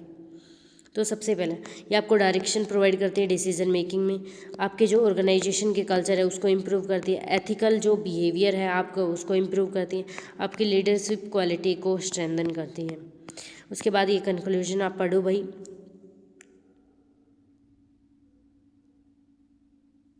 तो कंक्लूजन ज़रूर पढ़ना है, ऐसा नहीं स्किप कर दिया। देखो मैं यहाँ पे हूँ, अभी आपके लिए बैठी हुई हूँ, तो आपको ये पढ़ना है, इसी से आपको पता चलेगा कि क्या समझ आया इस क्वेश्चन के अंदर। तो भाई पढ़ना है, ऐसा नहीं स्किप कर दिया। 2 लाइन है, चलो अब नेक्स्ट क्वेश्चन डिस्कस करना है। बिजनेस एथिक्स मैनेजमेंट क्या होती है, उसकी अप्रोचेस क्या है और क्या वो रियल लाइफ में प्रैक्टिस होता है तो कैसे होता है। जैसे stakeholder management, setting ethical standards, assess करना एथिकल परफॉर्मेंस, ऑर्गेनाइज करना एथिक्स को बिजनेस सिस्टम के अंदर। तो ये हम सारा डिस्कस करेंगे इस क्वेश्चन में। तो देखो यहाँ पे पहले बिजनेस एथिक्स मैनेजमेंट का मतलब होता है process of planning, organizing, controlling ethical practices in organization. Management का मतलब क्या होता है, POSDC, planning, organizing, staffing, directing, controlling. तो यहाँ पे प्रोसेस है किसकी, प्लानिंग की, ऑर्गेनाइजिंग, कंट्रोलिंग, किस चीज़ की, बिजनेस एथिक्स की, एथिकल प्रैक्टिस ऑर्गेनाइजेशन के अंदर। सिंपल, ठीक है। कैसे एथिकल वैल्यूज़ हैं फॉलो की जाएंगी day by day business organization में, वो हम इसके अंदर देखते हैं। ये सिर्फ इसका मतलब ये नहीं है कि हमारे पास रूल्स हैं बस, नहीं, इसके अंदर एक सिस्टम क्रिएट करना होता है जो कि उन रूल्स को फॉलो करवाएगा, ठीक है। अब क्या अप्रोचेज होती हैं, तो डिफरेंट अप्रोचेज होती है, जिसमें से 2 अप्रोच तो ये रही।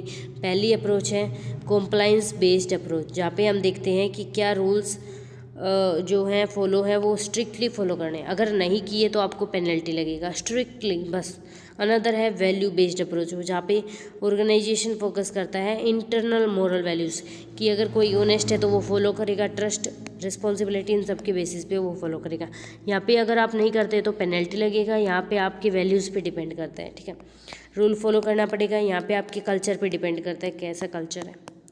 स्टेक होल्डर मैनेजमेंट क्या होती है, स्टेक होल्डर मैनेजमेंट का मतलब होता है बैलेंस करना interest of all parties connected to organization. सभी पार्टीज़ का जो इंटरेस्ट है उसको बैलेंस करके चलना, जो कि ऑर्गेनाइजेशन से कनेक्टेड है, चाहे वो एम्प्लॉयज़ हों, कस्टमर्स हों, supplier, stakeholder, shareholder, कोई भी हो, ठीक है। एथिकल मैनेजमेंट इंश्योर करती है कि कोई भी स्टेक होल्डर को अनफेयरली आप ट्रीट ना करो, जिससे आपका बेनिफिट हो या फिर किसी और का बेनिफिट हो। आप किसी को भी अनफेयरली ट्रीट नहीं कर सकते, ठीक है। उसके बाद इसका की पॉइंट्स, पहले तो सबसे पहले आपको बैलेंस करना पड़ेगा कि इंटरेस्ट क्या है उनका। दूसरा, फिर आपको इंश्योर करना पड़ेगा फेयरनेस और ट्रांसपेरेंसी मेंटेन करनी होगी, स्टेक होल्डर मैनेजमेंट हो गया। उसके बाद है सेटिंग एथिकल स्टैंडर्ड्स, ये ऐसे रूल्स और रेगुलेशंस होती, गाइडलाइंस होती हैं जो कि बिहेवियर को, जैसे हमने कोड ऑफ एथिक्स देखा था ना, वही सेम है ये एथिकल स्टैंडर्ड्स को सेट करना।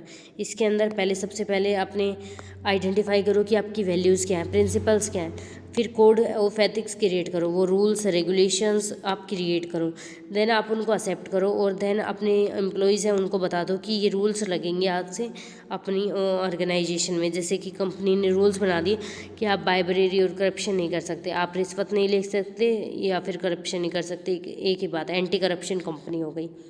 तो ये क्या हो गई, सेटिंग करती है, ठीक है। फिर उसके बाद है असेसिंग एथिकल जो परफॉर्मेंस, आपको इवेल्युएट करनी है कि कैसे जो ऑर्गेनाइजेशन है वो फॉलो करना है इस स्टैंडर्ड्स को।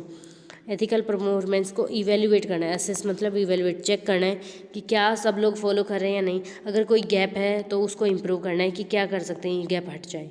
जैसे कि इंटरनल ऑडिट चेक करनी है, एम्प्लॉय की फीडबैक देखनी है और रिपोर्ट्स देखनी है आपको, कंपनी कंप्लाइंस के जो लीगल रिव्यू हैं वो देखने, ताकि आपको पता चले कि सब लोग फॉलो कर रहे हैं या फिर नहीं कर रहे हैं।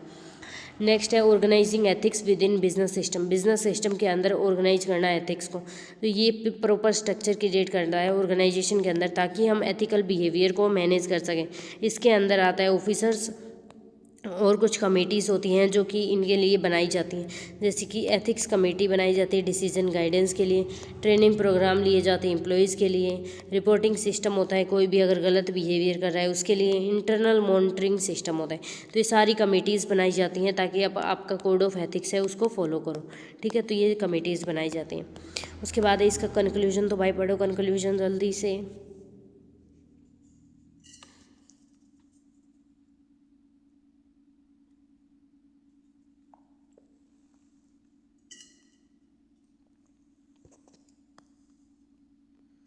तो अभी नेक्स्ट क्वेश्चन है, एक्सप्लेन करना है ह्यूमन वैल्यूज़ और उनकी इंपॉर्टेंस क्या है मैनेजमेंट के अंदर। डिस्कस करना है वैल्यू क्राइसिस मैनेजमेंट में, जो कि डिस्कस कर लिया है ऑलरेडी। नॉलेज मैनेजमेंट क्या होता है, wisdom management, wisdom based management, ये भी डिस्कस करना है। तो ये इतना हमने कर लिया, ऊपर से देखेंगे हम ये देखने वाले हैं रियल में इसमें कर्मा योगा क्या होता है, निष्कर्मा क्या होता है, सबका कर्मा क्या होता है और उसकी रिलेवेंस क्या होती है बिजनेस के अंदर। ह्यूमन वैल्यूज़ क्या होती है? बेसिक मोरल प्रिंसिपल्स जो कि गाइड करने वाले हैं आपके बिहेवियर को पॉजिटिव और एथिकल डायरेक्शन में, कि क्या सही है क्या गलत है, what is right what is wrong, और क्या फेयर है क्या अनफेयर है। तो ये मैनेजमेंट ह्यूमन वैल्यूज़ को इंश्योर करता है कि डिसीजंस प्रॉफिट बेस पे ना हो बट एथिकल भी हो और सोशली रिस्पॉन्सिबल हो। ठीक है, इंपॉर्टेंस क्या है ह्यूमन वैल्यूज़ की, तो मैंने बताया हर एक जगह इंपॉर्टेंस सेम रहेंगी। तो यहाँ पे देखो, सबसे पहले हम शॉर्ट में ही बात कर लेते हैं। एक तो ये आपका इंप्रूव करता है डिसीजन की क्वालिटी को, दूसरा बिल्ड करता है ट्रस्ट, वर्क प्लेस की जो स्ट्रेंथ है उसको इंप्रूव करता है, एथिकल बिहेवियर को प्रमोट करता है, लॉन्ग टर्म सस्टेनेबिलिटी को या फिर ग्रोथ को, सक्सेस को, एंड जो रिस्क लीगल के लिए, लीगल और कॉम्प्लाइंसिस के लिए उसको कम करता है, ये भी आप लिख सकते हो। तो ये आपकी इंपॉर्टेंस हर जगह सेम रहेगी। उसके बाद है वैल्यू क्राइसिस। जब क्या होता है, एक तरफ तो आपकी वैल्यू है, दूसरी तरफ आपका प्रॉफिट है। जब आप प्रॉफिट कमाने के लिए आपकी वैल्यूज़ को भूल जाते हो तो ये होता है आप जो मोरल वैल्यूज़ हैं उनको भूल गए, लॉस कर दिया, डिक्लाइन कर दिया, इग्नोर कर दिया। तो ये होता है value crisis, decline, loss of moral values business के अंदर। क्यों? जब आपको प्रॉफिट या फिर कंपटीशन में जीतना है, उस प्रोसेसर के अंदर ये चीज़ें होती हैं, तब आप ये सब करते हो। ठीक है, अब उसके बाद यहाँ पे क्या होता है, आप फोकस कर रहे हो प्रॉफिट के ऊपर, आप ऑनेस्टी और ट्रांसपेरेंसी को छोड़ गए, और वीक आपके कल्चर हो गया, प्रेशर है कंपटीशन का, इसलिए आपने ये सब कुछ चीज़ें की। अब है नॉलेज मैनेजमेंट। आपके पास जितनी नॉलेज है उसको कलेक्ट, स्टोर, शेयर करो और उसको इफेक्टिवली यूज़ करो। जितना भी डेटा एक्सपीरियंस है आप सबके पास उनको यूज़ करो। विजडम मैनेजमेंट, उसमें अपना दिमाग लगाओ, नॉलेज के बाहर भी जाओ और फोकस करो कि आपके एक्सपीरियंस के हिसाब से ये चीज़ कैसे हो सकती है। जैसे डिसीजन लेना है, नॉलेज मैनेजमेंट में तो क्या होगा, आप डिसीजन लेना है डेटा के बेस पे ले लो कि ये चीज़ें हो रही हैं, इतना वो है, ठीक है। विजडम मैनेजमेंट होता है कि आपका अपना एक्सपीरियंस लगाओ कि इतने सालों में ये चीज़ हुई है तो आगे क्या हो सकता है। जजमेंट, एथिकल थिंकिंग देखो, तो ये सारी चीज़ें जब करते हो तो वो होता है wisdom management. Wisdom based management हमने देखी। उसके बाद है कर्मा कंसेप्ट। क्या होता है बिजनेस एथिक्स में, तो कर्मा कंसेप्ट हमारे बहुत टाइप होते हैं, कर्मा योगा, निष्काम कर्मा, जो भी हैं हम करेंगे वन बाय वन। पहला है कर्मा योगा। इसका मतलब होता है अपनी ड्यूटी परफॉर्म करो selflessly without attaching to result. अपने रिजल्ट पे ध्यान मत दो कि क्या रिजल्ट आने वाला है अगर मैं ये काम कर रहा हूँ तो, नहीं, रिजल्ट पे फोकस मत करो, अपनी ड्यूटीज़ परफॉर्म करो कि आज मुझे ये काम करना होगा, ये मेरी उत्तरदायित्व है, ये फॉलो करना होगा चाहे रिजल्ट कैसा भी हो। ठीक है, राइट एक्शन लेना है। आपको पर्सनल गेल को जो आपके प्रॉफिट है उसको एक्सेप्ट मत करो कि मुझे ये प्रॉफिट होने वाला है तो इसलिए मैं ये काम कर रहा हूँ, नहीं, उसको सोचो ही मत कि कुछ होने वाला है। आप अपने काम करो बिना किसी चीज़ के सोचे। निष्कर्म का मतलब होता है कोई जो भी काम कर रहे हो किसी भी डिज़ायर के साथ मत करो, कि जैसे कि आपको पता है कि आप 9 SGPA लाना चाहते हो, तो ये डिज़ायर मत रखो कि जैसे आप अभी पढ़ाई कर रहे हो, ठीक है, आप स्टडी कर रहे हो, तो ये डिज़ायर मत रखो कि आपको 9 SGPA लेकर आना, इसके लिए पढ़ाई करो, वो अपने आप आ जाएगी ऑटोमेटिकली। मेरे साथ क्या होता, मेरे 3rd सेमेस्टर के अंदर जब मैं थी ना, तब क्या हुआ, मैंने 2nd सेमेस्टर में स्कोर किया जो कि सेकंड सेमेस्टर में मेरा 8 था।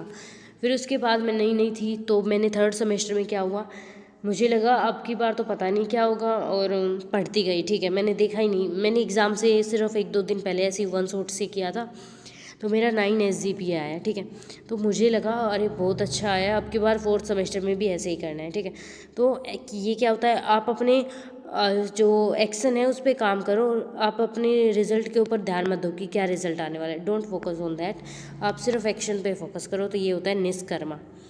ठीक है, उसके बाद आता है सकम कर्मा। सकम कर्मा का मतलब होता है एक्शन करो विद एक्सपेक्टेशन, कि आपको अगर सोल के अंदर आप 9 या फिर 8.5 से ज़्यादा CGPA लेके आते हो तो आपको क्या मिलता है, रिवॉर्ड मिलता है, आपको कुछ चीज़ें मिलती हैं जैसे कि सर्टिफिकेट्स या फिर ट्रॉफीज़ वगैरह मिलती हैं सोल के भवन में। तो ये आपकी एक्सपेक्टेशन आपको ये लेनी है, तो आप अपने एक्शन ऐसे परफॉर्म कर सकते हो। अब इसका इम्पोर्टेंस क्या है बिज़नेस के अंदर, तो सबसे पहला कर्मा के अंदर क्या है, आपके ऊपर फोकस ही नहीं करोगे कि ये चीज़ होगी तो ये काम कर रहा हूँ, नहीं। निष्कर्म का क्या मतलब है, आप ड्यूटी करोगे बिना किसी लालच के। स्कम कर्मा का मतलब है आप अपने सेल्फ इंटरेस्ट के ऊपर देखोगे कि मेरा बोनस बढ़ रहा है तो मैं ये काम कर सकता हूँ, नहीं बढ़ रहा तो नहीं करना मेरे को। आप पर्सनल इंटरेस्ट देखोगे, ऑर्गेनाइजेशन की रिस्पॉन्सिबिलिटी को नहीं देखने वाले। इसका कंक्लूजन पढ़ो सबसे पहले।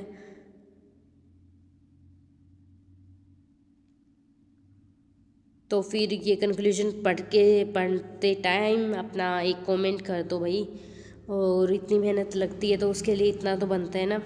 नाउ देखो, एक्सप्लेन करना है एथिकल इश्यूज़ क्या हैं डिफरेंट फंक्शनल एरियाज़ में बिजनेस के अंदर, जैसे marketing, human resource management, finance और अकाउंटिंग।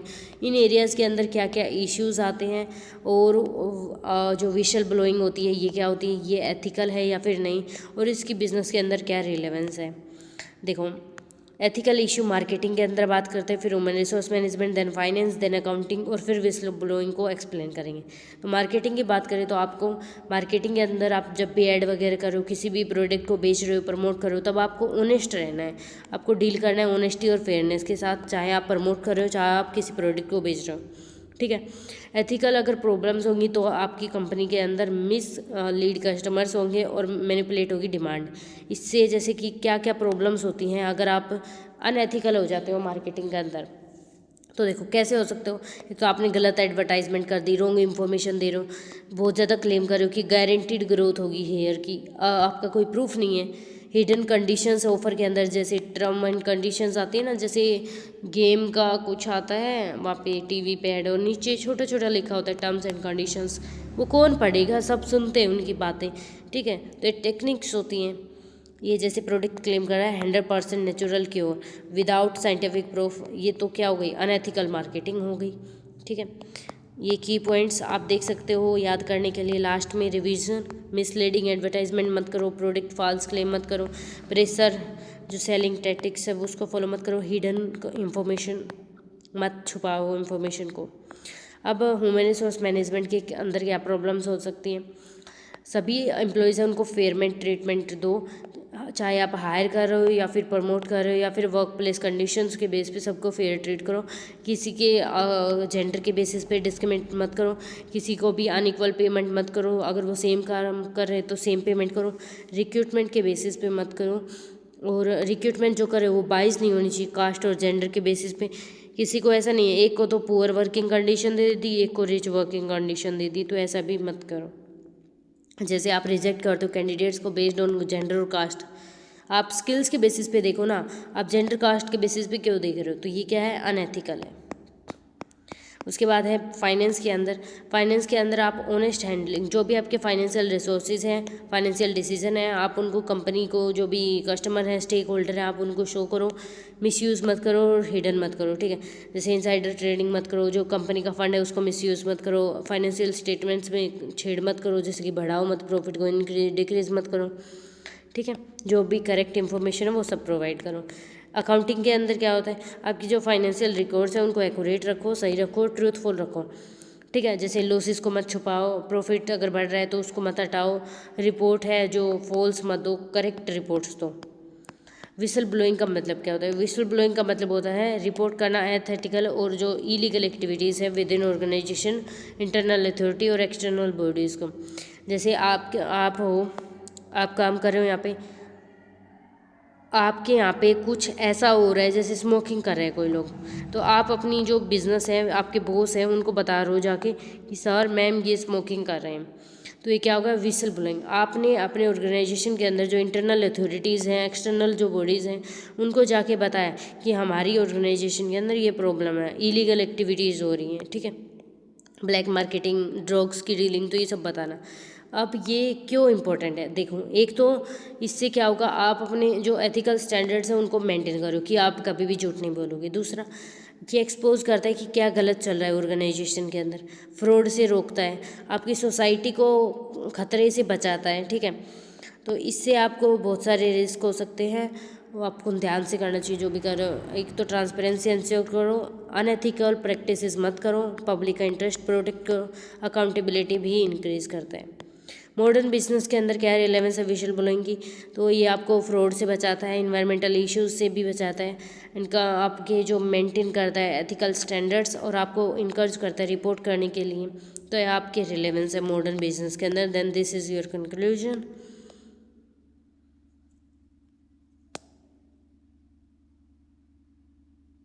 तो अभी पढ़ लिया, इसके बाद आता है नेक्स्ट क्वेश्चन, एक्सप्लेन करना है कंज्यूमरिज्म क्या होता है, और उसके बाद इन्वायरमेंटल प्रोटेक्शन क्या होता है बिजनेस के अंदर। पहला ये कंज्यूमरिज्म, दूसरा इन्वायरमेंटल प्रोटेक्शन, डिस्कस करना है ये CSR कॉर्पोरेट सस्टेनेबिलिटी की क्या स्ट्रेटजीज होती हैं और ये दोनों कैसे एक दूसरे से इंटरकनेक्टेड है, इनके बीच में क्या रिलेशनशिप है।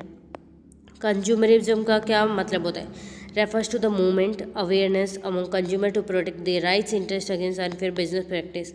जैसे कि आपको राइट मिलते हैं, कंज्यूमर्स जो हैं परचेज करते सामान को, तो उनको राइट्स मिलते हैं कि वो MRP से ज़्यादा अगर कोई प्रोडक्ट खरीद रहा है तो वो कंज्यूमर्स कंप्लेन कर सकते हैं, ठीक है, ये राइट है। दूसरा राइट, आपको कोई भी गलत प्रोडक्ट नहीं बेच रहा। अगर कोई बेच रहा है, जैसे कि किसी ने बेच दिया आपको ऐसा प्रोडक्ट जिसकी एक्सपायरी डेट हो चुकी है, तो आप उसके खिलाफ कंप्लेंट कर सकते हो, तो आपको ये राइट्स मिलते हैं। तो इसका मतलब है कंज्यूमरिज्म, ठीक है। ये ऐसी मूवमेंट और अवेयरनेस फैलाना लोगों के अमंग कि आपको ये राइट्स मिल रहा है, अपने राइट्स को प्रोटेक्ट करो, अपने इंटरेस्ट को किसी भी अनफेयर बिजनेस प्रैक्टिस से, ठीक है, ताकि कंज्यूमर सेफ रहे, फेयर और ऑनेस्ट रहे। सिंपल वर्डों में क्या होता है कंज्यूमरिज्म का मतलब, और इसके लिए कौन होता है? कुछ सोसाइटी होती है।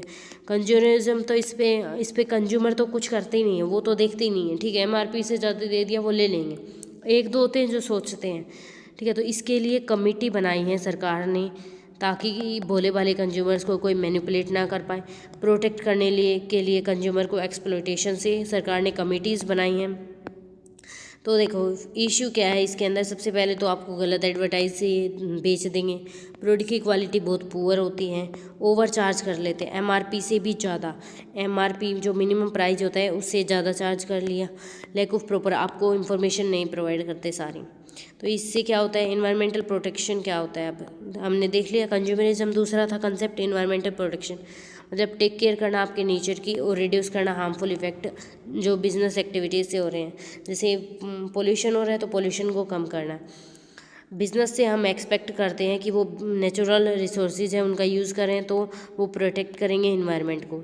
जब वो प्रोटेक्शन कर रहे हैं, ऑपरेशंस करें, तब वो इको फ्रेंडली चीज़ें यूज़ करेंगे प्लास्टिक के जगह। जैसे वो हमारा यहाँ पे पोल्यूशन कंट्रोल करेंगे, वेस्ट मैनेजमेंट को अच्छे से वेस्ट को मैनेज करेंगे, सस्टेनेबल रिसोर्सेज का यूज़ करेंगे ताकि फ्यूचर के लिए भी बच जाएँ। ग्रीन बिजनेस प्रैक्टिसेस जो भी है, प्लास्टिक की चीज़ें उनको यूज़ ना करेंगे, इको फ्रेंडली चीज़ें को यूज़ करेंगे। अब इसकी इंपॉर्टेंस क्या है, हमने देखी थी कंज्यूमरिज्म, उसकी इंपॉर्टेंस, देन इन्वायरमेंटल प्रोटेक्शन, अब उसकी इंपॉर्टेंस। तो इससे क्या होता है, जो ये इन्वायरमेंटल प्रोटेक्शन है ये डायरेक्टली इंपैक्ट करता है एयर वाटर लैंड की क्वालिटी पे, तो आपका पोल्यूशन कम होगा, दूसरा नेचुरल रिसोर्सेज बचेंगे, सस्टेनेबिलिटी होगी, एंड दैट्स डन। अब CSR क्या होता है, तो मैंने बताया था कंज्यूमर जो होते हैं, कंज्यूमर उनके इंटरेस्ट हैं उनको प्रोटेक्ट करने के लिए सरकार ने कमेटी बनाई है, तो कमेटी है CSR कॉर्पोरेट सोशल रिस्पॉन्सिबिलिटी। ऐसी कमेटी है responsibility of companies to contribute society जो है इन्वायरमेंटल बियॉन्ड प्रॉफिट। जैसे कि आपका बिजनेस है, आपको प्रॉफिट हो रहा है, ठीक है, अब आपको प्रॉफिट हो रहा है, आपने प्रॉफिट ले लिया, उसके प्रॉफिट का कुछ परसेंट हिस्सा आपको CSR में भेजना होगा, ठीक है, चाहे वो कितना भी परसेंट हो जो कि आपका इन्वायरमेंट से रिलेटेड होगा, ठीक है, तो आपको वहाँ पे भेजना होता है। और कॉर्पोरेट सस्टेनेबिलिटी क्या होता है, क्लोजली रिलेटेड कंसेप्ट है, यहाँ पे सोशल पे फोकस किया जाता है कि आप सोसाइटी पे भी फोकस करो, ठीक है। दोनों का क्या क्या मेन एम होता है कि सोसाइटी को हार्म मत करो और फ्यूचर जनरेशन के लिए भी चीज़ों को बचा के रखो। स्ट्रैटेजीज़ क्या होती है जो कि इसमें यूज़ की जाती है, तो इसके अंदर गोल क्या होता है, लॉन्ग टर्म वैल्यू क्रिएट करे सोसाइटी और कंपनी के अंदर बिजनेस। ये चैरिटी नहीं होती, ये एक पार्ट होता है बिजनेस स्ट्रैटेजी का जो कि CSR में पैसा भेजना होता है, ये हम डोनेशन नहीं बोल सकते इसको, ठीक है। रिलेशनशिप क्या होती है CSR और सस्टेनेबिलिटी के बीच में, CSR बताता है कि आप रिस्पॉन्सिबल यूज़ करो रिसोर्सेज का और एथिकल प्रैक्टिस करो। सस्टेनेबिलिटी इंश्योर करती है कि जो CSR एक्टिविटीज़ हो रही हैं उनका लॉन्ग टर्म जो इम्पैक्ट है वो ना हो, सिर्फ वन टाइम एफर्ट लगे, ठीक है। ये रिस्पॉन्सिबिलिटी एक्शन है, ये लॉन्ग टर्म इम्पैक्ट देखती है उनका। उसके बाद ये आपका कंक्लूजन है, कंज्यूमरिज्म मतलब कंज्यूमर के राइट्स को प्रोटेक्ट करना, इन्वायरमेंटल प्रोटेक्शन मतलब इन्वायरमेंट को प्रोटेक्ट करना। उसके बाद एक्सप्लेन करना है इन कमिटीज़ को, CSR कमेटी डिस्कस करना है CSR कैसे आया था कंपनी एक्ट के अंदर, और इसी कमिटीज़ क्या है, इसके काम क्या है, इसके मॉडल्स क्या हैं, वो सब डिस्कस करना है। आपका यहाँ से शॉर्ट नोट भी आ सकता है। और हाँ, एक और बात, यहाँ पे आपको 5 क्वेश्चंस मिलेंगे इंटू 18, और जो पहला क्वेश्चन होगा वो केस स्टडी होगा, तो वो आपको करना कंपलसरी होगा, ठीक है। अभी आई थिंक पता नहीं कोई सुन रहा होगा या नहीं, इस बात को बीच में आप स्किप करते रहते हो ना। तो कॉर्पोरेट सोशल रिस्पॉन्सिबिलिटी का मतलब होता है रिस्पॉन्सिबिलिटी ऑफ द बिजनेस, ये बिजनेस की रिस्पॉन्सिबिलिटी होती है कि वो सोसाइटी की तरफ कंट्रीब्यूट करे और इन्वायरमेंट को, जहाँ पे वो काम कर रहे हैं वहाँ पे, ठीक है, वो सिर्फ फोकस ना करे प्रॉफिट पे, वो सोशल वेलफेयर और सस्टेनेबल डेवलपमेंट पे भी फोकस करे, ठीक है। ये CSR का मतलब होता है आप सोसाइटी से, आपने नेचुरल रिसोर्सेज लिए, आप सोसाइटी को आप वापस भी तो कुछ दोगे रिस्पॉन्सिबल वे से, तो होता है CSR।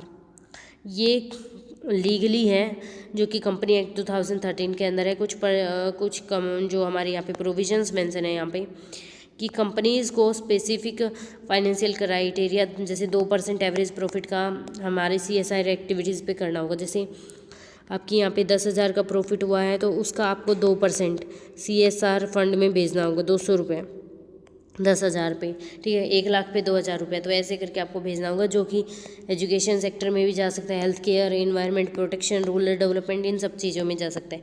इसके लिए कमिटीज़ बनाई गई है जो कि बोर्ड ऑफ डायरेक्टर बनाते हैं एलिजिबल कंपनीज़ को मैनेज करने के लिए। सबसे पहले इसका मेन काम होता है प्लान को इम्प्लीमेंट करना, प्लान बनाना, इम्प्लीमेंट करना और फिर पॉलिसीज़ बनाना, ठीक है।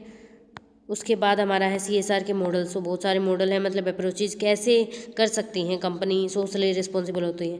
पहले है हमारा कैरोल पिरामिड मॉडल, जो कि है, इस पे 4 लेवल होते हैं। इकोनॉमिक रिस्पॉन्सिबिलिटी होती है, आपका प्रॉफिट कमाओ सबसे पहले। लीगल रिस्पॉन्सिबिलिटी, आप रूल्स को फॉलो करो कि ये रूल से प्रॉफिट लीगल होना चाहिए। एथिकल रिस्पॉन्सिबिलिटी, जो भी काम कर रहे हो राइट होना चाहिए, रॉन्ग नहीं होना चाहिए। फिनालेंथिक और रिस्पॉन्सिबिलिटी, चैरिटी और सोशल कंट्रीब्यूशन करो, जैसे 2% CSR में भेज दो, तो ये सारे काम करोगे तो ये क्या होता है, कार रोल पिरामिड। उसके बाद होता है स्टेक होल्डर मॉडल। तो बहुत सारे मॉडल है, उसमें स्टेक होल्डर मॉडल है। ये मॉडल बोलता है कि कंपनी को जो स्टेक होल्डर हैं उनका इंटरेस्ट भी देखना चाहिए कि वो क्या चाहते हैं, ठीक है, सभी स्टेक होल्डर का, सिर्फ एक का नहीं। कंपनी को employee, customer, supplier, government, society, इन सब का भी देखना चाहिए, ठीक है। जैसे एम्प्लॉई की वेजेस इंक्रीज कर दो, कस्टमर सेटिस्फेक्शन बढ़ जाएगी इससे, और इन्वायरमेंट में भी सेफ्टी आएगी। फिर है सोशल कॉन्ट्रैक्ट थ्योरी। ये बताती है कि बिजनेस जब ऑपरेट करता है तो उसमें उसको परमिशन लेनी होती है सोसाइटी की, और रिस्पॉन्सिबल वे से एक्ट करो, रिटर्न में उसको कुछ दो। जैसे आप कहीं पे माइन खोद रहे हो वगैरह, तो वहाँ पे जो चीज़ें यूज़ करोगे तो आप परमिशन लो सोसाइटी की, और उसके रिटर्न में उनको कुछ दो, ठीक है। कंपनी एक्सपेक्टेड होता है कि वो फॉलो करे एथिकल प्रैक्टिसेस बिजनेस में, तभी उनको राइट टू ऑपरेट, वहाँ पे काम करने का अधिकार मिलेगा, ठीक है। फिर उसके बाद रिलेशनशिप क्या है, ये CSR के डिफरेंट मॉडल, 3 मॉडल करें हमने, तो इन तीनों में क्या रिलेशनशिप है, तो देखो तीनों फोकस करते हैं वुमेन का बिहेवियर क्या होना चाहिए। तो केयर रोल फोकस करता है रिस्पॉन्सिबिलिटी की, दूसरा स्टेक होल्डर फोकस करता है कि इंटरेस्ट, और सोशल कॉन्ट्रैक्ट फोकस करता है कि आप टुवर्ड सोसाइटी भी आपकी एक रिस्पॉन्सिबिलिटी है। तो 1, 2 और 3 मॉडल्स है, तीनों इसी चीज़ों पे फोकस करते हैं। तो ये आपका है कंक्लूजन, ये आप स्टॉप करके इसको पढ़ लेना। नेक्स्ट क्या है, एक्सप्लेन करना है ट्रिपल बॉटम लाइन अप्रोच क्या होती है, जहाँ पे पीपल, प्लानेट और प्रॉफिट, ये CSR से कैसे रिलेटेड है, and corporate sustainability. Triple line मतलब 3 लाइन है, 1, 2, 3। यहाँ पे एक पे आता है पीपल, दूसरे पे आता है प्लानेट, तीसरे पे आता है प्रॉफिट, या फिर आप इसको ये भी बोल सकते हो 3 Ps, ठीक है। कुछ भी करके आ जाए तो आपको ध्यान में रखना है। ट्रिपल जो बॉटम लाइन होती है, इस ये बिजनेस कंसेप्ट है जो कि 3 इंपॉर्टेंट डायमेंशंस पे फोकस करता है, कि पीपल, प्लेनेट और प्रॉफिट। ये सिर्फ ये मेजर नहीं करता कि आपको कितना प्रॉफिट होगा, ये वो भी देखता है कि उसका इम्पैक्ट क्या पड़ा सोसाइटी और इन्वायरमेंट पे, ठीक है, क्योंकि यहाँ पे प्रॉफिट के साथ साथ प्लानेट और पीपल भी हैं। सिंपल शब्दों में देखता है कि बिजनेस कब सक्सेसफुल होगा, तब वहाँ पे प्रॉफिट होगा, तब वो सोशली काम करेगा और उनका इन्वायरमेंट अच्छा होगा। तो कंपनी अगर प्रॉफिट अर्न करनी है तब वो ऐसे तरीके से प्रॉफिट अर्न करनी है जिससे जो पोल्यूशन है वो भी कम हो रहा है और डेवलपमेंट भी हो रहा है। तो ये क्या हो गया, आपने 3 Ps को फॉलो करा और आपका प्रॉफिट अच्छा है। पीपल, अब पीपल का मतलब क्या है, यहाँ पे पीपल का मतलब है कि जो भी बिजनेस कर रहा है उसका इम्पैक्ट क्या होगा, किस पे, एम्प्लॉई पे, कस्टमर और सोसाइटी के ऊपर, ठीक है। तो ये होता है पीपल का मतलब यहाँ पे, जैसे आप गुड वर्किंग कंडीशंस दो, फेयर वेजेस दो, रिस्पेक्ट करो ह्यूमन के राइट्स की, तो ये यहाँ पे पीपल में देखा जाता है कि आप एम्प्लॉई के वेलफेयर पे फोकस करो, कस्टमर को सेटिस्फेक्शन दो, कम्युनिटी का, सोसाइटी का डेवलपमेंट करो, एंड यहाँ पे ह्यूमन राइट्स का प्रोटेक्शन करो, कंज्यूमरिज्म करो। उसके बाद यहाँ पे प्लानेट का मतलब क्या है, प्लानेट का मतलब है कि यहाँ पे प्रोटेक्ट करो इन्वायरमेंट को और यूज़ करो नेचुरल रिसोर्सेज को रिस्पॉन्सिबली, ठीक है। आप अपना पोल्यूशन कम करो और सस्टेनेबिलिटी से प्रमोट करो, और उस तरीके से जैसे इको फ्रेंडली चीज़ें यूज़ करो, जिससे जब आपका इन्वायरमेंटल जो डैमेज है वो कम होगा। प्लान 8 हो गया। उसके बाद आता है प्रॉफिट। ठीक है, आप प्रॉफिट पे फोकस करो, इसीलिए तो बिज़नेस बना है, तो आप प्रॉफिट के लिए फोकस करो, तो वो आपके सर्वाइवल के बिज़नेस को चलाने के लिए ज़रूरी है, लेकिन इतना प्रॉफिट कमाओ कि वो सोसाइटी को हार्म ना करे। कंपनी प्रॉफिट अर्न कर रही है, लेकिन वो एथिकल और सस्टेनेबल प्रैक्टिसेस को भी फॉलो करे, तो प्रॉफिट हो गया, पीपल हो गया, और हमारा प्लानेट हो गया। रिलेशनशिप क्या है, ट्रिपल लाइन जो है, ट्रिपल बॉटम लाइन और कॉरपोरेट सोशल रिस्पॉन्सिबिलिटी के बीच में दोनों फोकस करती है। प्रॉफिट से बाहर आपको सोसाइटी के ऊपर भी काम करना चाहिए, लेकिन जो CSR एक्टिविटी है वो पीपल और प्लानेट को देखती हैं और लॉन्ग टर्म को देखती हैं, और ये CSR programs education, tree plantation, इनको भी सपोर्ट करते हैं। और अब हमने देख लिया CSR के बीच में, और अब कॉरपोरेट सस्टेनेबिलिटी, ये लॉन्ग टर्म सर्वाइवल देखती है कि बिज़नेस कितने साल तक चल सकता है। ठीक है, ये देखती है कि फ्रेमवर्क क्या है सस्टेनेबिलिटी का, यहाँ पे फोकस होता है प्लानेट, तीनों P पे, उसी से आपका सस्टेनेबिलिटी ऑटोमेटिकली अचीव हो जाएगा। ये कंक्लूजन आपका triple bottom line approach traditional business है, जिसे सोशल, पॉलिटिकल और जो भी आपका इकोनॉमिक है, तीनों को देखो आप। तो देखो यहाँ पे हमारा क्वेश्चंस डन हो गए। तो मैं कुछ चीज़ें बताना चाहती हूँ आपको इस एग्ज़ाम से रिलेटेड। यहाँ पे आपको यहाँ पे आपका क्वेश्चन नंबर आएगा 90 मार्क्स का पेपर आएगा। ठीक है, जिसमें 5 क्वेश्चंस होंगे, ईच 18 मार्क्स। तो ऐसा क्वेश्चन पेपर रहेगा। पहला जो क्वेश्चन नंबर 1 आएगा वो आपका रहेगा केस स्टडी। तो केस स्टडी है, ये ऐसा नहीं है आप छोड़ सकते हो, नहीं, कंपलसरी है ये करना आपके लिए। ठीक है, केस स्टडी कंपलसरी है। और केस स्टडी कैसे कर सकते हो, मैंने जो क्वेश्चंस बताए हैं उनको एक बार रिवाइज करो और पढ़ो कि कैसे हम अप्लाई कर सकते हैं। जैसे अब आ जाए कि मार्केटिंग है, वहाँ पे आप जो है ऐड जो है वो इलीगल करवा रहे हो, मतलब उसमें आप गलत फॉल्स इन्फॉर्मेशन दे रहे हो। ठीक है, आपका ये आ गया, तो आप क्या करोगे, यहाँ पे ये लिखोगे कि मार्केटिंग में प्रॉब्लम है, यहाँ पे मार्केटिंग एथिक्स को आप फॉलो नहीं कर रहे, तो आप ये चीज़ें लिखोगे। प्रोडक्शन सेफ और हाइजीनिक नहीं है, तो आप लिखोगे प्रोडक्शन एथिक्स को फॉलो नहीं कर रहे, तो ये चीज़ें आप लिखोगे। अगर आपने अच्छे से पढ़ा होगा तो आपको याद होगा ये चीज़ें जो मैंने बताई थी। ठीक है, तो 90 मार्क्स का आपका पेपर आएगा, एंड कल आपका एग्ज़ाम है। So all the best. और जो भी आप पढ़ रहे हो अच्छे से पढ़ो, और बार बार हर एक PDF के पीछे मत भागो, एक PDF को बार बार पढ़ो ताकि याद रहे। And all the best. और एक कमेंट कर देना एग्ज़ाम होने के बाद कि कैसा हुआ, ताकि आपके सीनियर जूनियर सबको पता लगे। ठीक है, ऑल द बेस्ट।